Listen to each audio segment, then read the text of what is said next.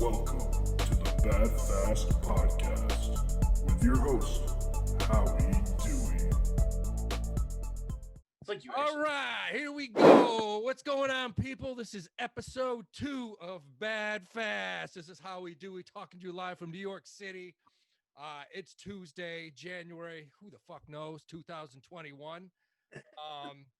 We're going to talk a little bit about, you know, you're having a good time, things are going great, and all of a sudden shit just goes bad really fast. That's what it's all about here at Badfast. And today I got a special guest. I've known this guy forever. He's a comedian. He's hilarious. This guy works extremely hard. I want to give it up for my boy, Zach Petrovich. Zach, how you doing? I'm feeling it, Howie. I'm glad I'm on. Thanks, man. Yeah, this is like old times, man. This is like hanging out at Dave and Buster's, just looking at the single moms, having a couple crowns. Yeah, pissing in the machines at Dave and Buster's, you know. Seeing if they still work. Yeah, right.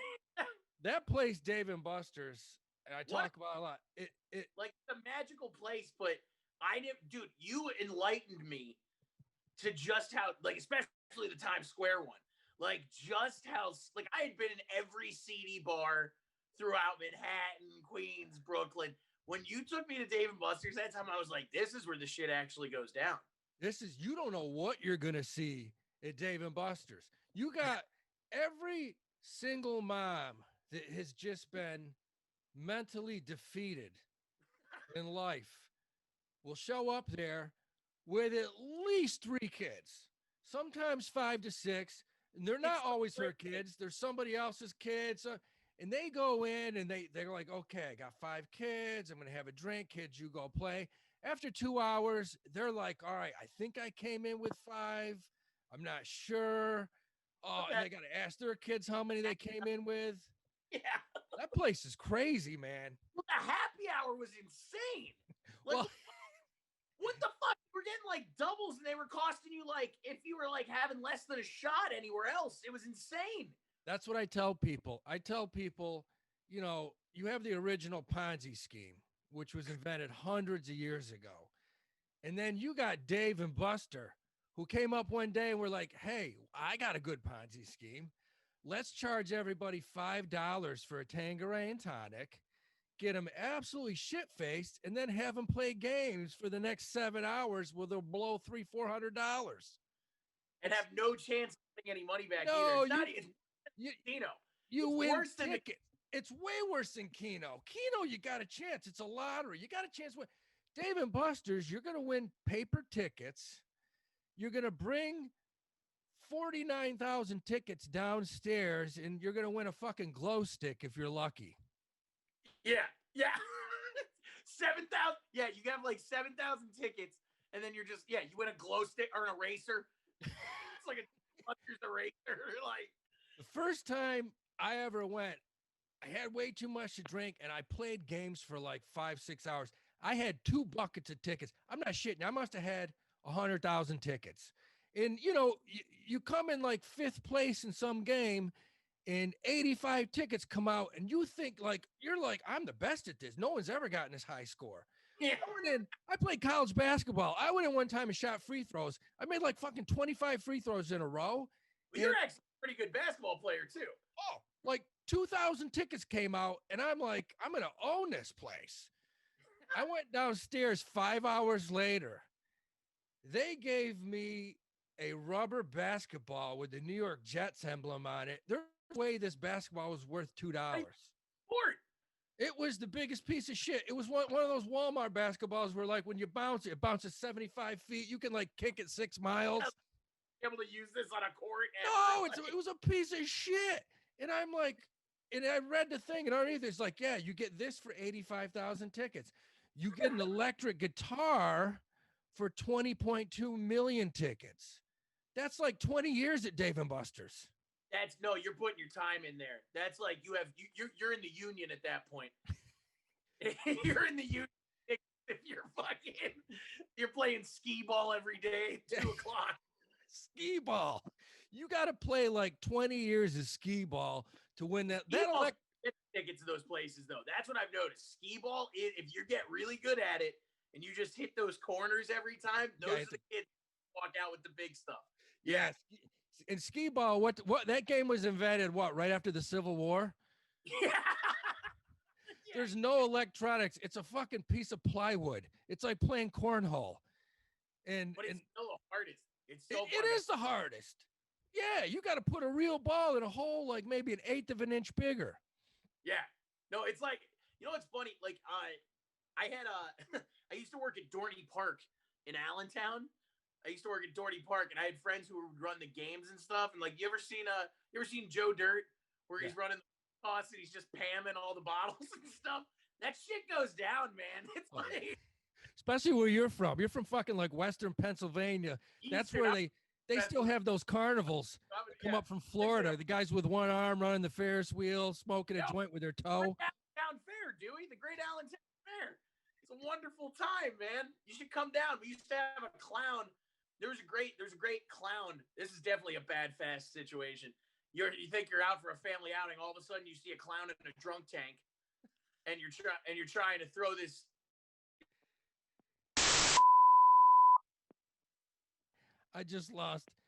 Can you hear me? Shit.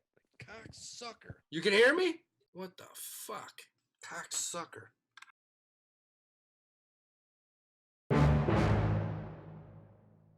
Fuck it. Let's roll, man. We'll do it live. Now back to your regularly scheduled program. No, talk about the drunk clown, man. I want to hear about the drunk clown. Oh, no. So, that all cut out. Okay, so there was a guy he was a clown, and he would be in like a dunk tank, and he would just be sitting there getting blasted all fucking day. He's filthy. And like, you would like throw the ball and try to get him in the dunk tank, and he would just curse at you. And he'd be there every day through the whole fair, just cursing at kids and adults. Like, there'd be people waiting for him outside to like kick his ass because he said some crazy shit. This is in Allentown. He must have been a legend. Like every year, it must have been like, let's go see the drunk. He's still there. He's been there since I was a kid. He's still there. If there was an Allentown Fair this year, I would have taken you. Like it's out of fucking control. That's a drunk. And clowns are scary, man. Clowns are like, I don't fuck with clowns, dude. I don't fuck with clowns. Dude, years ago, I was driving from Savannah, Georgia to upstate New York, and I was going through the Bronx. And I had an old beat-up Rabbit. And I'm driving. I pull up to a stop sign. It's like 7 a.m. I look to the right, and there's a white van. And there's this Ronald McDonald motherfucker, total clown, red nose, everything, smoking a cigarette. And he just looked over at me, and I looked up at the clown, and he smiled, and he went, flipped up and just kept rolling. I was like, holy shit. I was picked up by a clown 7 a.m. I didn't do anything. I just looked at him. I didn't say anything. I was like, I'm not messing with it. Clowns are scary. Dude, I don't fuck with clowns. I've always been afraid of clowns. I really don't screw with them. Like my parents, I used to love the circus, but I hated clowns. Like I liked the circus for like when they, had animals and shit.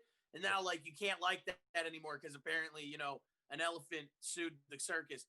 So, but fucking, we went to Ringling Brothers Barnum and Bailey at MSG when I was a kid. Oh yeah. And we were in the audience, and the clown comes up, and he's gonna pick some kid to be in the audience. And my parents know I'm like, I don't fuck with clowns. I must have been like 7, maybe.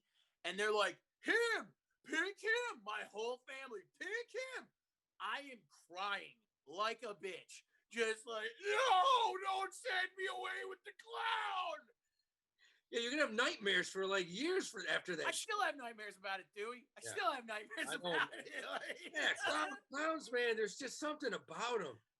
It's just you know what? I don't trust it because like the makeup, you know what I mean? They have that painted on smile, but they're not smiling. Yeah, it's just I don't know, man.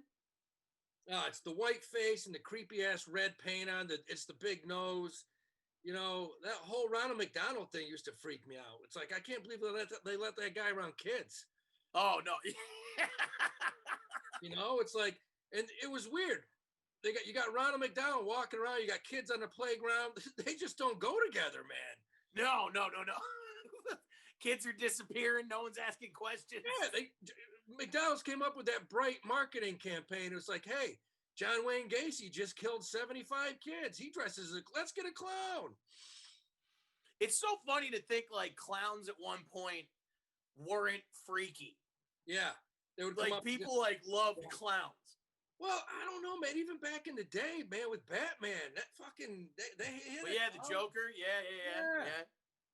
I don't know. It's messed up. It's really messed up. But like getting back to the comedy shit, we're talking about, the podcast is called Badfast. Right. As a comic, we could talk for 10 hours about comedy situations that started out good and went bad so fast. I mean, just one little thing and it's the whole night's ruined. It's like you got, unlike a lot of people, I think you're wild because you actually are one of the few people that you have an actual theater background. People would never think that about you. Like, yeah, you no, it is a little college, sneaky. like you like majored in theater and shit, right? I did. Yeah. I got a BFA from Point Park. That was the Conservatory out in Pittsburgh, and yeah, it's a weird degree to have. Especially, it was like one of those things that like I wanted to go to college for something. Like I didn't want to go to college, but when I found out I had to go to college, I wanted to do something that like I could do pretty what I figured easily. And when I got to the conservatory, I was dead wrong. I mean, like the amount of work that I had to put in was insane. But you got to, it really did give you kind of a different experience and a different outlook on the whole performing thing. Because when I finally did come to stand-up comedy, which was like probably my junior or sophomore year into college, because I realized I was pretty much like, I was like, I don't want to be a theater actor. Because like, I'm not a huge dancer, and like, you don't make any fucking money. Like, just straight up, you don't, like, unless you're like, unless you're headlining on Broadway, you're not making any fucking money. Yeah. So no, that's true. It was one of those things, and not that we're making a ton of money either, but like, but if I'm not going to make money, I'd rather hang out with people like you. So, we're killing it down in the village, man. Just absolutely crushing it. Yeah, dancers over at like Monster on Christopher Street are making 10 times more. Those dancers, I mean, off Broadway. That's like they may have to do a few extra things, but I know they're making money, man. I know they're making money. Oh yeah, but yeah. I mean, it's funny though, because like in theater, it's different than comedy. Because like we have as comics, I mean, if you're having a bad set, there's a chance you can save it. You can rebound. There's no rebound in theater. You get one shot. When you're on the stage and you fuck up, you can feel that broomstick going up your ass slowly, can't you? Well, yes and no, because there's a point where the audience doesn't realize, the audience isn't familiar with the work. To them, it's all new. So, like, they don't know if you fucked up or not. But there was a time I was doing Oklahoma, Rodgers and Hammerstein's Oklahoma. I'm trying to picture you in any part of that fucking play, and I just can't. So I was playing Andrew Carnes, and it's like the dad of one of the girls in the show, and he sings a song called Farmer and the Cowman. It's a big famous chorus number. And that's my song. I have to sing it. And I get on stage, and it's probably the third night into the run. We just opened a couple nights ago, and my mom came and saw the show. Now, she had just had double knee surgery, so she's in a wheelchair, and I haven't seen her in months. So they put her right in the front row. She's wearing a bright white turtleneck. And I see her in the middle of this song, and I'm just like, oh. And I'm like, hey, Mom. No lyrics come out. I just go, daddy's why they're friends. And as I'm doing this, I'm turning around and I look at everyone behind me and I'm like, I don't know. This is it. And like, they're all like, oh my God, he's not saying anything right now. He fucked up the whole thing. No. That was a moment that it went bad fast. Now, when you went backstage, was there laughter, or was it more like when you bombed that bad and people are just like, it's okay, it's going to be all right? It was a little bit of, I wasn't that worried about it. I thought I was going to get my ass chewed out by the director. Because, like, I don't know, it was my first year that I was in a main stage show. And I was definitely the fuck around all through college. So I got a lot of shit from everybody. Like, they were like, you don't take this seriously. I was like, no, I'm taking it as serious as, dressing up and dancing on a stage is. So like, and then but no, I got Like, back dude, there and dude, some of us Jack were like Nicholson. pissing our pants laughing. And Yeah, then they were like, others were like, huh? They were like doing Jack Nicholson imitations and Robert De Niro every night. That's not acting, Zach. Yeah, exactly. Exactly. I really like the Lakers, so, but, yeah, so that was it. Like, my one buddy came up to me and he was like, it's all good. It happens to everybody. And I was sitting there going like, am I going to get expelled? Like, I had no idea. I'm like such a fucking retard, but And yeah. your mother probably didn't even know you forgot the line. She probably was like, oh, look at him go. He's doing great. It's exactly what she thought. Yeah. She's like, wow. I don't know what that song is, but he looks like he's having fun. He's having a lot of fun up there. Yeah. Exactly. But yeah, man. Yeah, no. It's crazy because like the first time I saw you, I was like, yeah, he does some pretty good impressions. And, he looks like he's been on the stage. And then you were like, yeah, I majored in theater arts. And then we got talking about boxing, and you were like, yeah, I used to box. I had a few amateur fights back in the day. We got talking about boxing. Yeah. I'm like, wow, you went from boxing to the theater. That's an interesting one. Yeah. Yeah. That's really like going from punching guys in the face to getting punched right in the face. Yeah. Yeah, exactly. It was, it's a funny thing because like I was always drawn more to boxing, but my father was in the theater. So like most kids get pushed into sports by their dads. I was pushed into tap shoes. So like it was like it was one of those things that I had like this weird role reversal thing. But yeah, no, I boxed for about 13 years and I did it competitively for 3. Yeah. I mean on the books competitively for 3. I did a few tough mans and some like other shit, but yeah, man, boxing, that's another one. I mean, boxing is one of those things that can go bad fast. I mean, you had more amateur fights than I did. You had what, about 30? I don't know, man. Looking back, yeah, I mean, we could back in the day, I had quite a fit. But my biggest thing was even after, like the AAU stuff. Years later, I started boxing, and I started sparring with a guy named Norman Jones, who he fought Montel Griffin. Yeah, legit. No, he was a legit fucking prospect for a long time. Yeah, yeah, man. He like had a nice winning record, and I used to, I would spar 3 rounds with him. And I was in the best shape of my life, but that was the most intimidating thing in the world, just to know that you had to go 9 minutes with somebody who was preparing for a real fight, in a couple weeks. Like a real fight, like against a top fighter. Yeah, man. Yeah. Like, and I'm an amateur dude. Like I was just a ham and egg guy that, I had a decent jab and I was in shape and I could move and take a hit every now and then. But you talk about Badfast. I have one Badfast boxing story. And that was, he was actually training to fight a guy right before Montel. Uh-huh. And they called me on a Wednesday and said, can you come down tomorrow and give him 3 good rounds? It's 3 minutes a round, which, boxing, people that don't understand it, going 3 rounds. 3 rounds is a fucking, that's a day at the office, man. That's like running a marathon when people are throwing rocks at you from like 10 feet. Yeah. It's just, and mentally knowing you have to walk into that, it's like, I can't even explain it. It's people that say they're not scared are full of shit, because you're scared. You're just like, you know how to control it. Yeah. If you're good, you know how to control it. Yeah. Yeah. But you're getting your pants. No, there's never been a fight I didn't walk in that I wasn't shitting my pants a little bit. Always. But it's good, because don't you feel like the nerves keep you more alert? 100%. No, it's that heightened thing. It's like when you get on stage and like I don't get people who get stoned before they get on stage.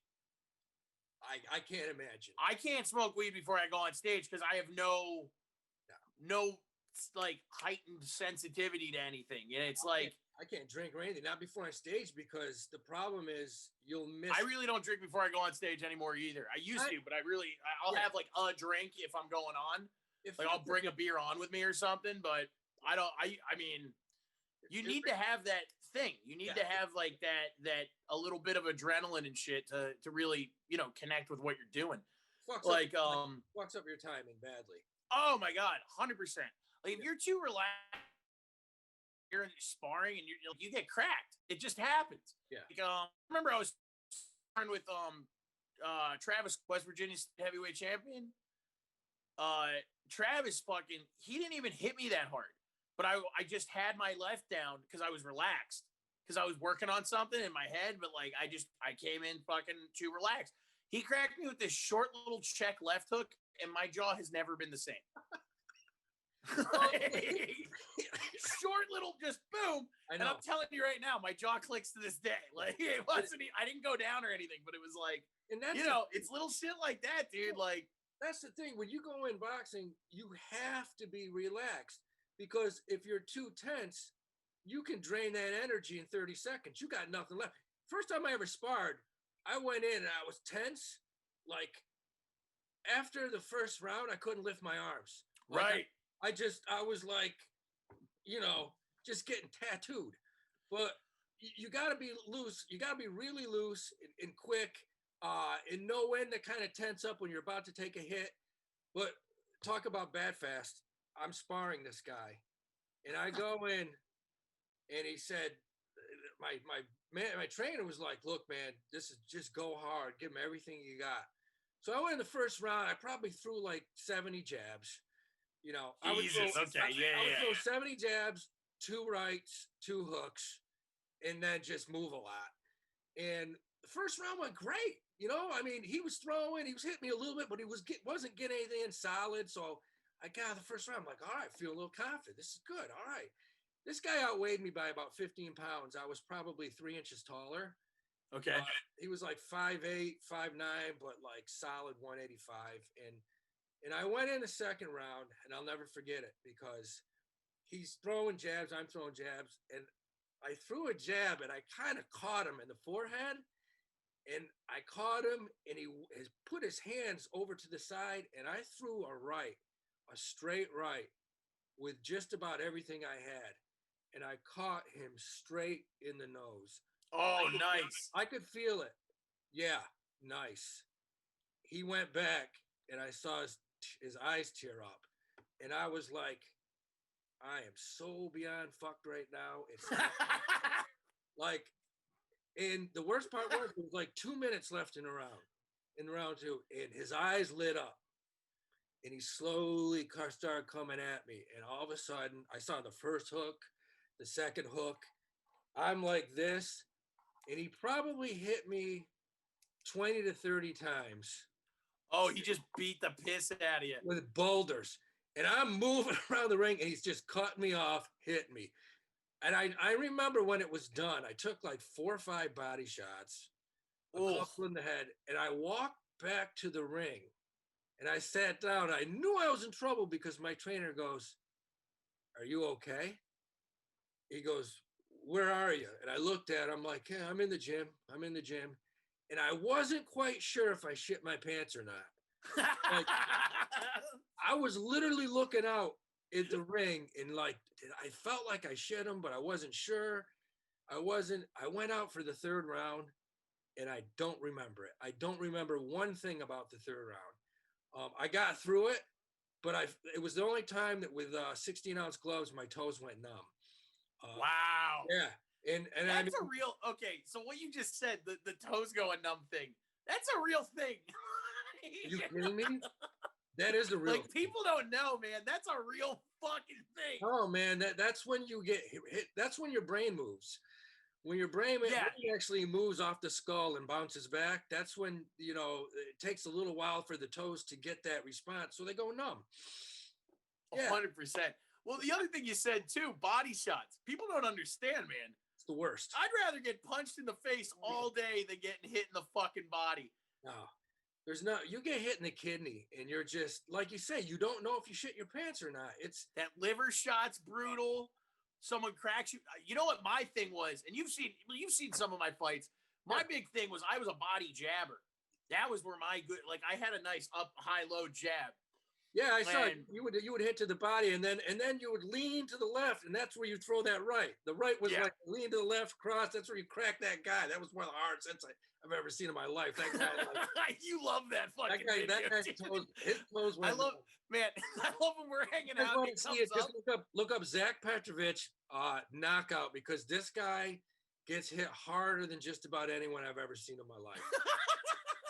He didn't see it coming, man. He's like, he stood there and didn't even attempt to move. He just took it like a man, right square in the fucking noggin. He didn't know it was coming, dude. I'll tell you what, that fight was interesting because that was it was my first Golden Gloves fight in 2016. And that was the first round. We had to go down to DuBois, Pennsylvania for that. And that was one of those things where it went good fast. Cause like I was supposed to fight this giant fat guy, and it was about to be a fucking slobber knocker, like me just like it was about to be a street fight. And then they switched the order around, and this guy was also in my division. And they gave me this guy. And I see this guy walk into the ring, and I'm like, oh, I can take this guy. I can take this guy in my fucking sleep. Like, no offense to him. I don't even remember what his name was. Yeah. But he was like he was a guy who I think was doing it for fitness. His name was Bob Fall. Bob Falling Fast. Yeah. No, it was bad fast for him. I'll tell you that much. Yeah. I had this crazy guy that worked our corner. So it was not a guy that worked for our gym at all. He just happened to be at the fights, and we needed an extra corner guy. So it's me, my trainer, Mike McSorley, and this other dude who's out of his mind. Like, he's like, like when you look in someone's eyes and like, there's something wrong.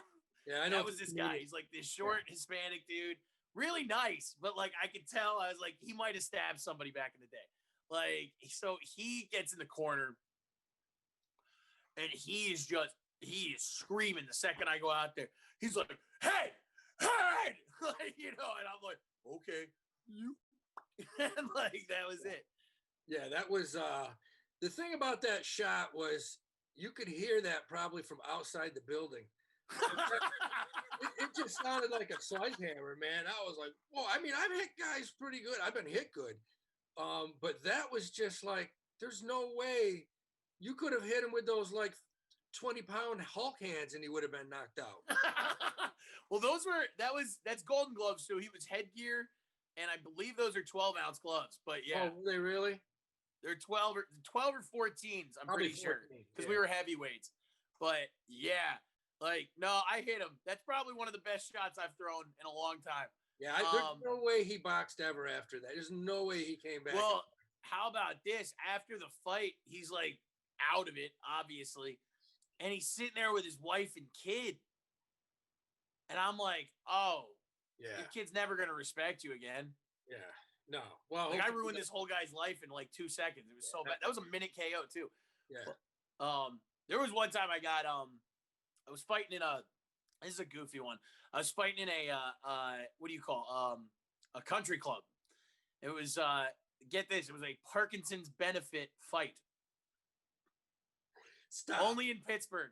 Stop. Only in Pittsburgh. They man. had a boxing match for Parkinson's, and it was crazy. They set it up like we were like fucking like. They set it up really. It was fucked up. They all had tables. It was like rich people from the fucking country club. They're all drinking martinis and eating steaks and shit. It was creepy. I will say, like, I fought in garages, dude. I fought in bare knuckle in garages for money. This was the creepiest fucking fight I've ever been in my life. I felt like such an animal. That's like putting 20 people in a closet and saying, listen, we're going to have a bukkake spit fest on everybody's plate, and we're doing it for COVID. We're going to do it for COVID. You got to spit. We're just going to bukkake spit in everybody's faces, and we're doing it for COVID. I'm going to need everyone to hawk a loogie into my mouth. That's like, are you kidding me? Boxing? We're going to have a boxing match for Parkinson's. So I'm fighting this kid out of Pittsburgh. Actually, you know a couple of the Pittsburgh guys. You know Mike Manna, right? You follow Manna. Yeah. Manna's great. Manna throws that right hand, too. He comes from the same school. Manna knows how to throw that right. He's a big guy. Man, I've seen Manna hit guys live when he was fighting pro. Jesus Christ. You want to see a guy hit someone. He throws hard. Shout out to Mike. But I fought Brian Mowry, who's still out there, though. He's fighting. He fights, I think, for I don't know if he's moved to Yankella's gym. I don't know where he's at these days. But him and his brother both fight. But anyway, Brian Mowry was fighting me, taller than me. So I'm 6'3". This kid's like got to at least be 6'5", 6'6". And we get in the ring, and he's got the reach, he's got the height, and he's like really in shape. Whereas like you know me, I kind of have Chuck Liddell body. Like you know what I mean? Like I'm deceptively I was deceptive. Now I'm super fat, but I mean like back then you've seen the pictures. I was deceptively in shape. Yeah. You know what I mean? And we got in, and we're having a pretty good fight. I'm making it ugly because he's definitely the better boxer. But as you know, I was more of a brawler that way. So I'm making it an ugly fight. I'm tying him up. I'm hitting him in the clinch and making for it. And we're clinch in the middle of the second round. And he hits me with an uppercut I've never seen coming. And the lights go out in Jordan. Like, oh, buddy. It was like I couldn't hear anything. Everything was black, but I didn't fall. And then he hit me again. Oh. And I woke right up, and I was just right back in it. And I was like, all right, I took a bump. It was nuts. Sometimes that's what it takes, man. Just a second or third whack just to like get the brain back centered. Set your brain back where it needs to be. It was nuts, dude. Yeah. That was a tough one. That was probably the closest I've ever been to getting knocked out in the ring, though. I mean, that's the thing is when you've been cracked that hard, like when I got cracked, I took 4 or 5 shots quickly, and then 1 to the head, 2 to the body. You walk around and you're basically out on your feet. You know you're in trouble. Your hands go up to protect yourself, and you're moving because you don't want him to see how fucking bad a shape you actually are.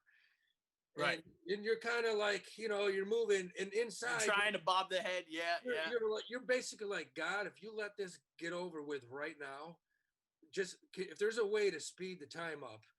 I'll never fuck another hooker again. Can you make I'll go to church, I'll never fuck another hooker again. I'll never piss in a Dave & Buster's. Yes, I will never, ever, ever give those kids $20 to go play games while they take their mother into the bathroom. I'll never do that. No, it's I promise you, I'll never use the word MILF again. No, it's horrible getting hit that hard and then having to continue. That's I don't know if there's anything harder. Just getting absolutely the shit beat out of you, and you got to keep going. Your jabs are like You're throwing and like everybody in the gym's laughing. Everybody is laughing. Like, check out that jab. Check him out. He doesn't even know where he is. Yeah. Well, the thing is like how I've described it is like your feet are 2 seconds behind what your brain's telling them to do. Like you say left, and then 2 seconds later, your left foot moves, and you're like, uh-oh, that's not how I remember this working. Yeah. You're like, one party is like, I wish somebody would videotape this so I could watch it. And the other part's like, I never would want to watch that. Oh, no. I had that fight taped, and I watched it twice. And then my buddy who had it taped, I guess, lost the tape. But I saw it twice. And my legs, when he hit me, my legs were straight. I had locked knees. I think that's a real thing. Because I had nothing to absorb the shock. You know what I mean? Like when you have that nice stance, you kind of take a punch better. But I had locked knees up in the thing because he was so much taller than me. And he just slipped this quick one right up the middle. Like it ripped my fucking head off. Your weight was coming down as the punch was going. He just hit you as solid as he possibly could. Oh, perfect storm. But I didn't go down. But then later he punched me in the dick. It was an accident. He's a taller guy. He had long arms. Punches me square in the cock, and I go down to my knees, and they start counting me. And I spit my mouth guard out, and I look up at the ref, and I'm like, it was my balls. Now, mind you, I'm trying to point with my glove. I'm like, it's my balls. And I scream it just like that. And all the people in the country club start spitting out their friends. They're like, woo, woo. The man spoke. Dude, it was the weirdest fight of my life. I'll tell you. Like, I fought in back alleys. I fought at docks. I fought everywhere, man. Like, I fought bare knuckle for a long time. And I fought in some creepy places, but nothing was creepier than fighting those fucking people in that goddamn country club, man. It was weird. Like, there was nothing like that Parkinson's tournament. Yeah, right. Yeah, exactly. Jesus Christ. I mean, the week before I fought in that AIDS tourney, but the Parkinson's was way worse. Yeah, we fought. We fought in the Tommy Morrison Memorial Tournament. Yeah, we went from the Tommy Morrison to Muhammad Ali. Yeah, that's the most bizarre thing I've ever heard. Only in Pennsylvania would they have that. That was a Pittsburgh time for sure. Yeah, that was that's like let's go. Fox Chapel or something. It was up near Pittsburgh. It's like next week at the VFW. They're having a 10 kegger for our mothers against drunk driving. Come on down. It's $20. All you can drink. It's for TJ who got killed last week. For him, with 10. But we had to get rid of all of his kegs so his mom could get the deposits back. It's like the brain trust that would come up with that one. It's like what the fuck? But I don't know. I've asked people about that because like that's come up a lot. Like especially when I go back up to Pittsburgh, I always ask people. I was like, you remember that Parkinson's thing we all fought at? And they were all like, yeah, I kind of do. But then the other ones are like, no, I don't. And I was like, well, you know. Well, let's go back to comedy because one thing people need to know is you're like one of those guys that basically came to New York, and comics use the word grind or whatever, but you basically went right down to McDougal Street, started getting spots, barking people in, getting more spots. Then you had your own mic for a while, which I would love. I used to show up to your mic just because it was the fun. Me and you used to have a time at that mic, man. I always used to love when you'd show up. It was such a shit show mic. Zach had a mic, which was one of the funny, and it basically was like you paid $1 per minute. So most people with half a brain, common sense, $5, 5 minutes, work on your 5-minute set. And throw some shit at the wall. He had this one guy that would come in. Oh, I know exactly who you're talking about. I'm not going to mention him, but the guy was definitely from another country. And he would come in and he'd give Zach like $20. And you were like, no, this ass clown would get up and no jokes, nothing, just talk for 20 minutes. Were you there the day I yelled at him? Yeah. I was crying. I was laughing so hard. Like he did that every day, every month, or every Thursday for a year. He would give me $10 for 10 minutes. Yeah. And if you pay your money, there was a lot of people that got up there and wasted their time. I mean, that happens in the mic scene. We've all seen it. Yeah. But that guy came every Monday, $10. And no, it's not John Marco Ceresi. He used to actually use the 10 minutes he would buy. No, I just want to clarify that if John sees this, and it wasn't him. No, this guy, we like you. This guy was from another country. No, this guy was from another fucking planet. Yeah, he was. I just remember the day you yelled, I was in the back. And he used to, like, dude, I'm telling you, I knew him for 2 years. 2 years, he did the same jokes and would pay to say the same jokes with added tags or nothing. And then one day he just got up and was like, kind of like heckling my crowd. And I just like yelled at him. I was like, hey man, like, he's a weird dude. I know your time's your time, but like, fucking A, dude, like, that you're wasting everyone's time now. I love your mic. My first joke would be like, I just find the youngest kid in the audience, be like, hey kid, how old's your mom? You still got a good relationship with her? You're like, yeah, you remember Luca from NYU. You used to say that to him. I was like, Luca, man, you're a good looking kid. You got any pictures of your mother? He would be like, no. Terrified. He's just terrified. He was. Man, no, that mic used to be, that was fun. That was a fun mic to have. Well, it was great, and like if I had a couple sets or whatever, I would go in there and try 1 or 2 new jokes, which 99% of the time they would bomb me because half the people in there didn't even understand what you were saying. But it was fun. It was a blast, man. I used to see you. We would cry, laugh. Like, it was basically every third comedian would get heckled. I mean, usually by me, I'd be like, oh, I'm just losing it, laughing my ass off. Oh, my God. But you had your own mic, you're barking, and people that are listening to this, there is a bar down from the Greenwich Village Comedy Club, Comedy Cellar called the Grizzly Pear. And they turn it into a great comedy spot. It's a great stage. shit, they get tons of people in there. It's a great place to work out material. And like, you're in there all the time doing tons of spots, getting better. Working on your Nicholson De Niro impressions. But give me a time right now, because I know for a fact I've done a ton of spots in that place. And the Grizzly Pear is like just about all the places on McDougal. A lot of shit can go bad fast. We've seen stuff down there. I mean, I've seen guys I saw Crazy Steve just take a shit one night right in front of the people eating and drinking coffee. Just oh yeah, buddy. Okay, so hold on. Crazy Steve, you've seen it.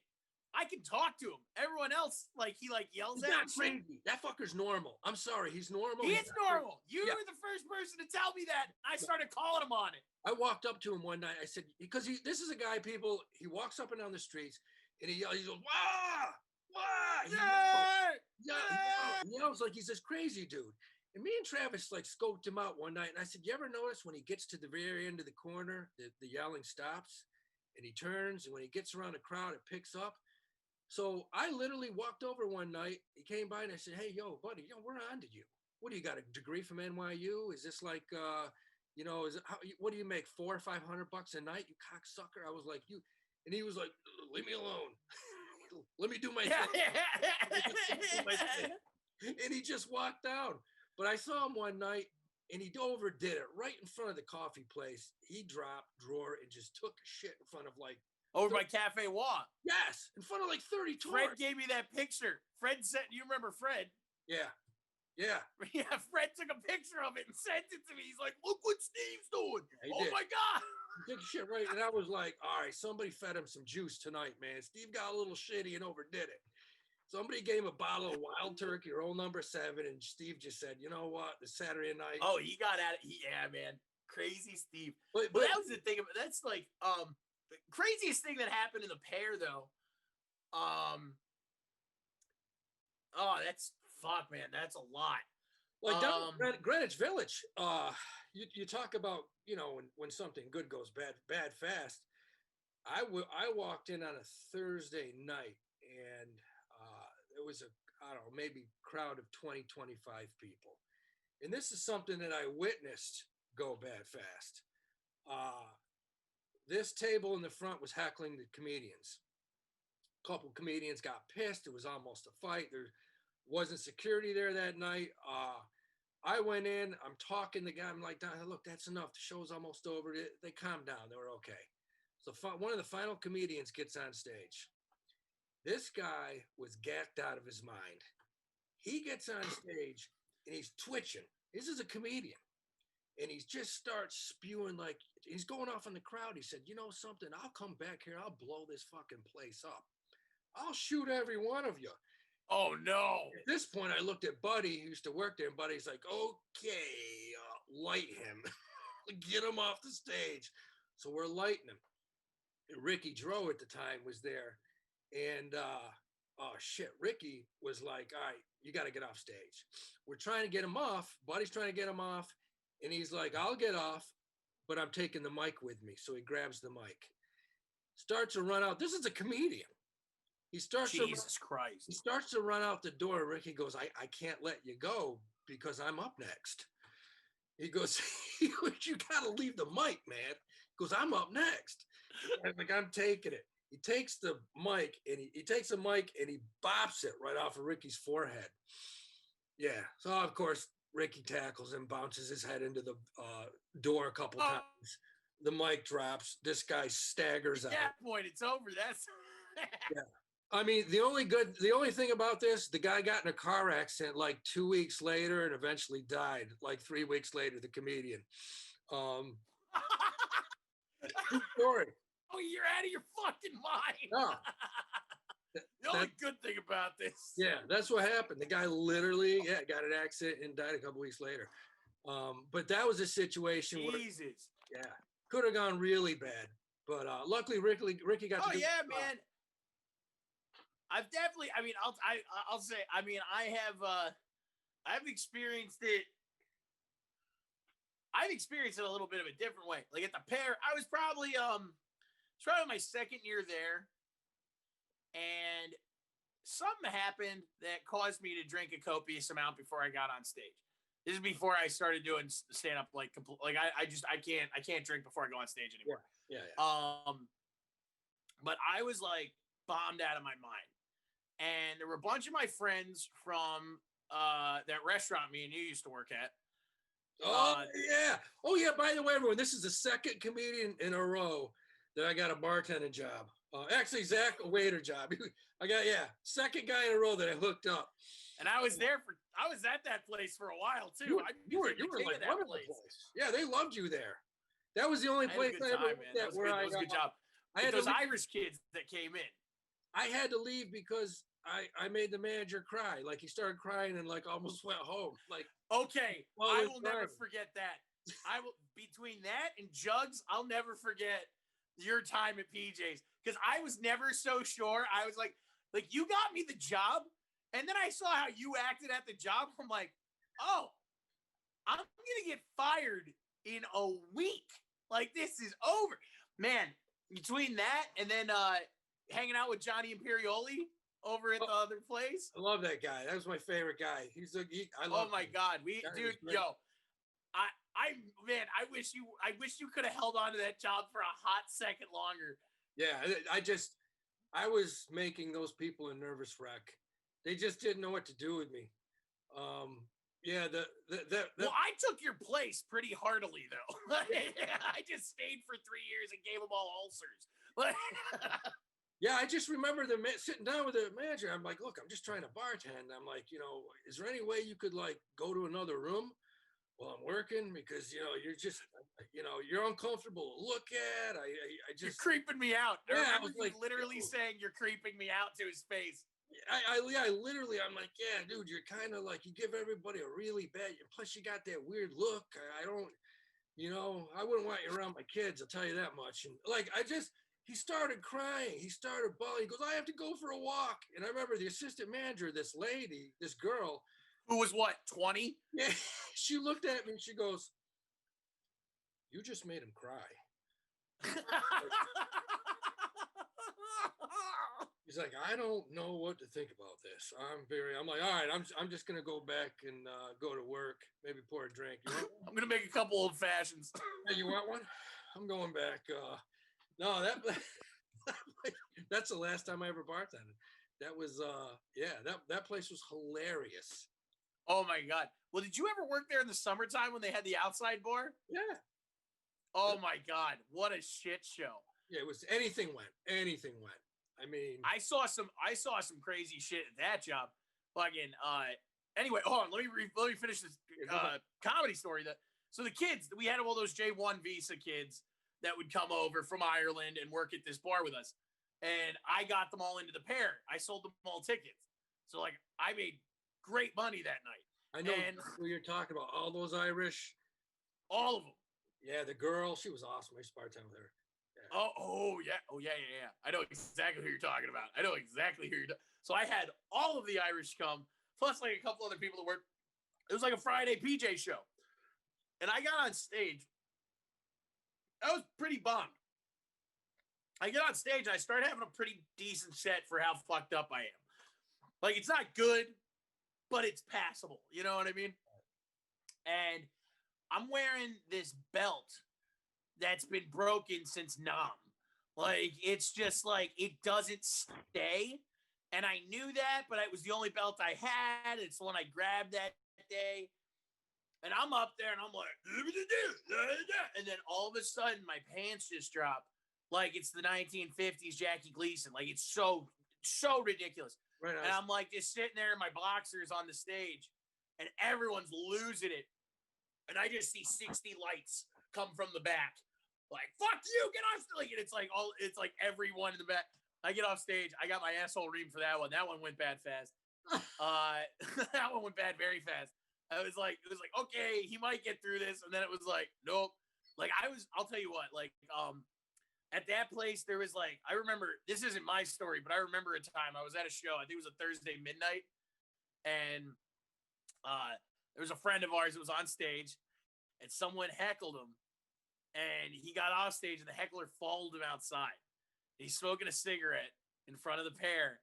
and this guy says something or another. Long story short, the comic just decks him. Yeah, Like the guy put his hands on the comic, and then the comic just took him out. Yeah, and then like that's a word to you hecklers out there. You got to remember, you can heckle all you want, but just remember, things can get bad fast for you too. Yes, a word to the wise. Some of us comics, bad fast does not only happen to us. yeah. Some of us comics, we're not wrapped too tight either. No. I chased two guys out of a club one night, and cornered them, called them every name in the book from a foot away, and said, was like, come on, there's two of you. Let's go. Let's get this thing done right now. And one of them looked at me and said, we just taped you for what just came out of your mouth. You're not supposed to call us those things. It's 2019, man. And that was his comeback. And then I called him like 7 more names in a row. And definitely not politically correct. But, you know, look, I'll take so much. You can call me, you can heckle, you can whatever. And I don't get heckled a whole lot, like maybe once or twice a year from some really drunk people. These two guys were hammered, and they were heckling all the comics before me. There was a female comic right before me, and she came back. She was visibly upset. They were saying things. I came out there from North Carolina, and I started in on their mothers, their girlfriends. I went really, really black belt on them. He went hard in the paint. Yeah. I went way overboard and got personal about their brother. You know, one of them said something about that's bullshit. My sister has physical problems or something, and from there I just was like, went right in. Yeah, that's even better. Bring her down. You know, I just went way worse. So they spilled their drinks on the people in front of them, and they went to the door and left, and they kept popping their heads back in, still heckling. So when I put the mic down, I beelined it past Travis and just sprinted out on the sidewalk. beelined it? beelined Dave and Bustered the shit out of him right on the sidewalk. And nothing happened. They just walked away and left. Probably wrote a bad Yelp review. Who knows? But you know, that's what patrons don't understand. If you're going to go and you are going to heckle, just be prepared. Be prepared, because you never know. We know a lot of... Well, you know what it kind of reminds me of? It reminds me of like when people go to a haunted house, and like at the beginning, they give you that big message about how like, don't touch the actors, they won't touch you kind of a thing. Like people think that that's what a comedy show is. Yeah. But it's not. No. Just shut your fucking mouth. Sit down. Enjoy. Come to enjoy. Like dude, I mean, I've been running these shows out in Pennsylvania since COVID hit, and I've been doing like a lot of these outdoor shows in my hometown. And we did a pretty large theater with some social distancing, which was cool. But like, it's so funny, like, because you start seeing. I mean, your first year in, you can start seeing who the people are who the hecklers are going to be. Yeah. And like how that happens. But like, it's funny for me. And Norlex used to say this because he was on a bunch of shows with me all the time. He used to go, anytime Zach's got family in the audience, they're gonna heckle him and only him. I'll give you a Badfast situation. Yeah, rule number 1, don't ever bring family. I'm doing Broadway Comedy Club. And it was a bringer, but it wasn't for the club. It was for like an outside producer, but he gave me $15 for every ticket I brought in. And I brought in probably like 15 people from my family. And they're all heavy drinkers. Everyone's getting fucking bombed. I get on stage, they're like talking through my set. They're heckling. And they're like the only people in the audience too. Like it's one of those bringers. Like this is early on. So long story short, we go to the bar afterward, and we're all having fun. And now my uncle's with his new wife, not my aunt, you know, and his daughter's there with her new husband, they don't get along. And long story short, things start getting said. We go to another bar, Dalton's down the street. You know, Dalton's in Hell's Kitchen. Yeah. We go to Dalton's because they have karaoke, and everyone's like, oh, let's do karaoke. I was like, that sounds like a great fucking idea. Idiots. And we get there. Someone thinks someone said something. Long story short, my entire family gets in a fucking Warriors style street fight in the middle of Hell's Kitchen in front of Dalton's.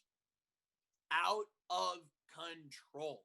Like a homeless guy got involved. Like like all the women are just all the men are just punching each other in the head.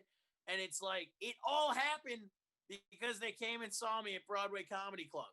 So yeah, and sometimes as a comic, if you're staying sober and you're watching, you can tell, when things are gonna go bad fast. Yeah, there's something in the air. There's an energy that flips. And you could feel it coming. And look, I had a night at Broadway one night when I was hosting, and it was a good crowd, probably 30, 40 people, but there was a crowd of 12 people at one table, and they're all from New Orleans. They're 25 to 30. Viewed upstairs or downstairs? It was upstairs. It was a late show. Okay. A lot of people, man, in that room. The place was packed. In this table, yeah, I'm hosting, so I know them all. Like 2 guys were in the Air Force, 2 guys in the Marines. And the waiter, after an hour and a half in, I said to him, I said, dude, I said, you're serving those guys Long Island iced teas, correct? He said, yes, they drink like 50. And I said, buddy, you got to stop, man. I said, that's a fight. That's an explosive situation. That's a fighting table. Yeah. It's not good, man. I mean, and we're an hour and a half into the show, and they're starting to get loud. They're fighting with each other. There's like 4 girls. The final comic gets up, young kid. I'm not gonna say his name, but he gets up, and before he goes up, I said, listen, kid, don't do any crowd work. Stay away from the crowd. Do your stuff. Let's get out of here. I'm telling you, don't mess with that table. He goes up to the table.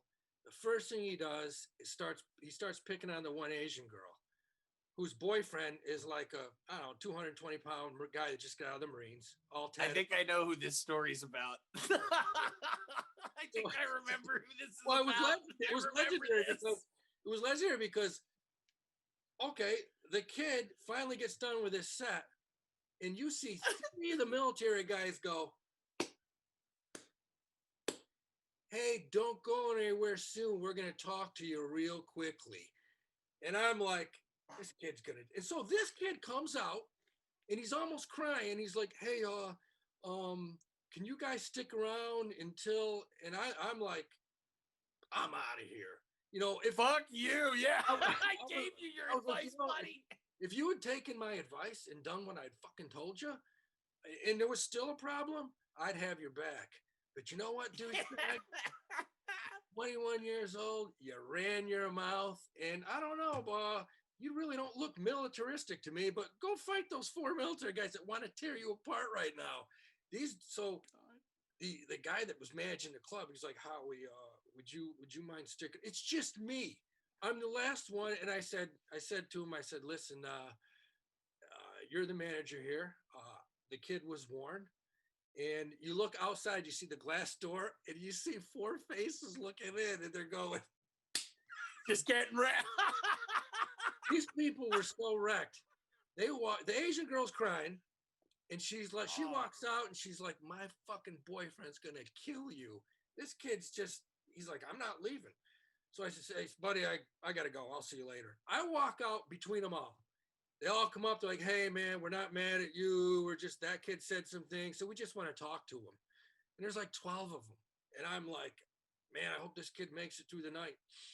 And no, the manager said, he goes, I'm going to have to call the police and get this kid escorted out of here. Because these people were so drunk, they walked right out on the street carrying their drinks, just stood on the sidewalk. And then that was a situation where I'm like, I knew it was going bad fast. I told you it was going to go bad fast. It went bad fast. You're about to get fucking skull fucked by these people. So, I mean, those Broadway Long Islands are no joke, too. Like, I've had them, dude. These guys had like 5 each, man. They were just like zooted. And they got their girls crying. The comedian pissed them off. I was doing a show with, I can't remember if it was Mahoney or McNiff, but I was doing a show with them, and afterward, I had like 3 Long Islands there. I don't remember anything. I remember doing the show. Then we hung out for a little bit. I had 3 Long Islands though, and then the rest of the week I didn't remember. Like it was like I gave up drinking those. I haven't had one of those since I was 21. I went out with this girl, man. Took her to a nice place. It was the first date. I was excited.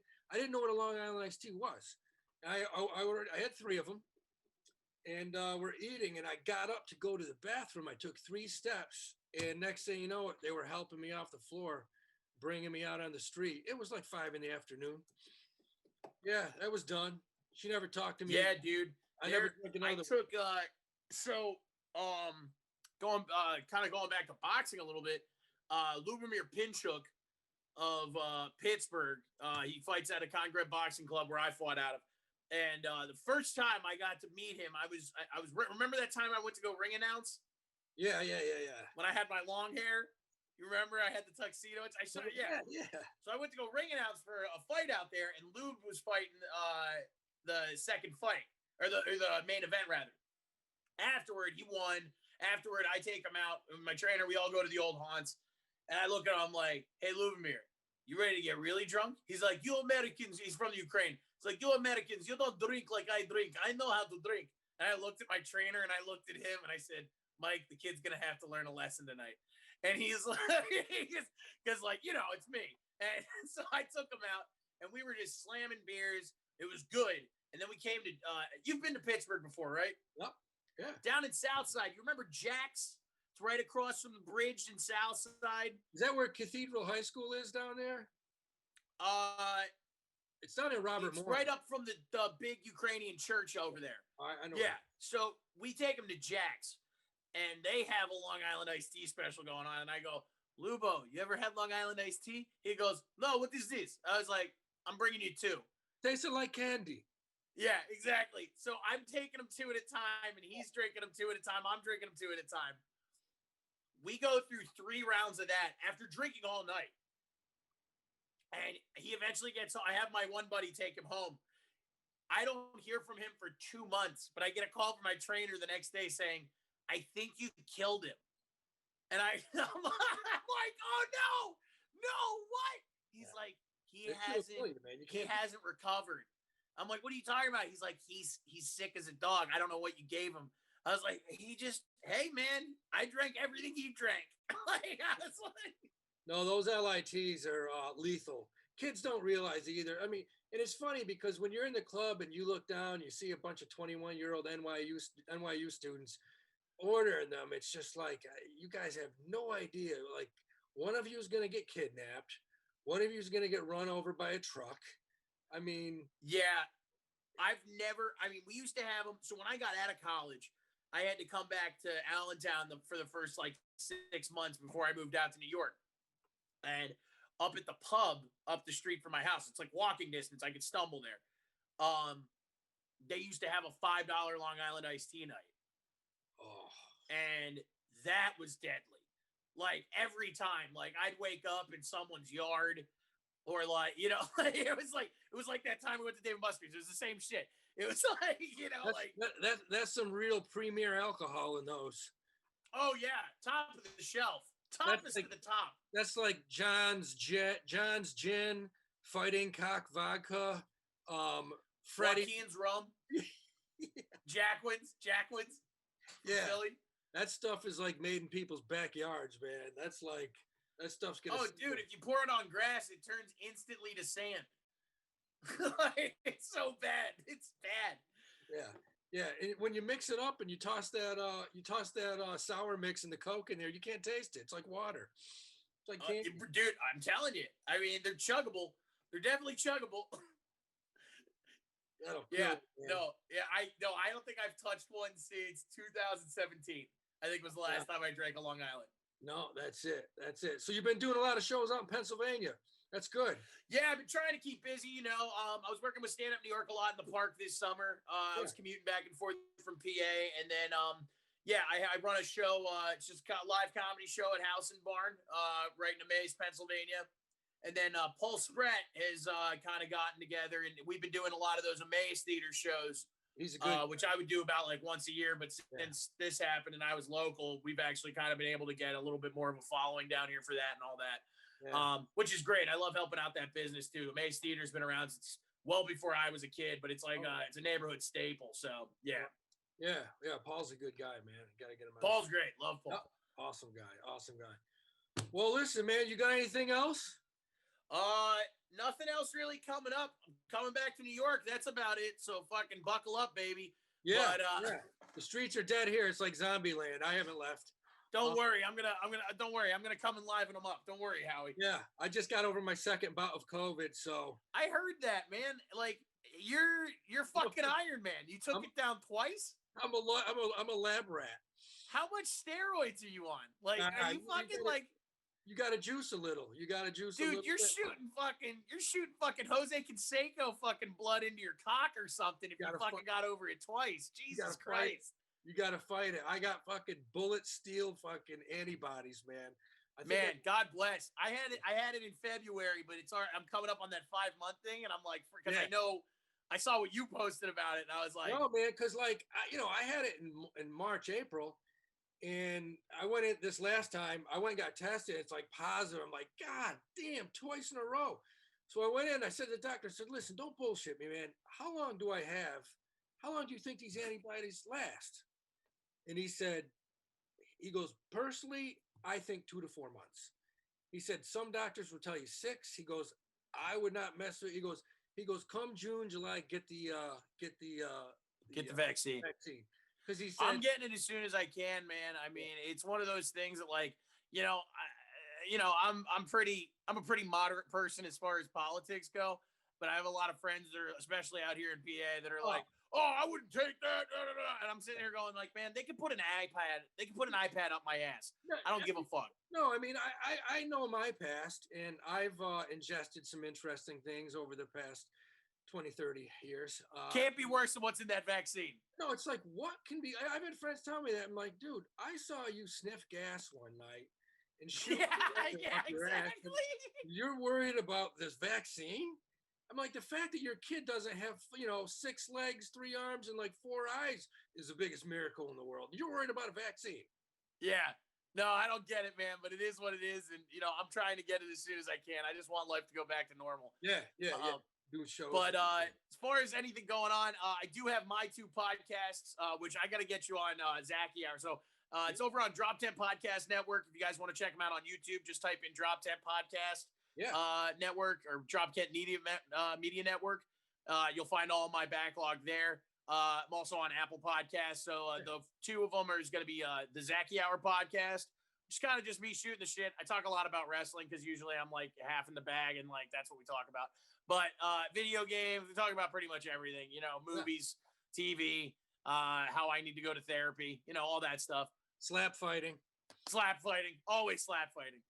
That'll be our episode, Howie. I'll save a good slap fighting combo for you. And then I have Broadway for Breeders, which is the straight guy's guide to Broadway. That is that we got 2 new episodes coming out this week. And then I'm gonna probably release like 3 more this month coming up. And like I said, that's all on Drop 10 Podcast Network. You can follow Broadway for Breeders at Broadway for Breeders on Instagram. And then the Zacky Hour, if you want to get some updates, you just follow me at Zacky Peanuts on Instagram. So yeah, he's on Instagram. The guy's all over the place. Guy's hilarious. You'll get a chance to see him once the stuff calms down a little bit, but I'm sure we'll be doing some shows together. Hell yeah, brother. And getting in trouble like we used to. But that's it, guys. Episode number 2. Badfast. We gave you a couple interesting stories. Hopefully you enjoyed it. And that's it, baby. I'm signing off. I'm glad you guys joined. You can look me up on Howie Dewey Instagram. I got another podcast, Cash Daddies, with the one and only Sam Tripoli. That is just beyond bizarre and hilarious. So first episode was great and I loved it. It's gonna get more bizarre and weird from there on out, man. He's crazy. I love the guy. Anyways, guys, that'll do it, man. I appreciate you for listening and stay safe.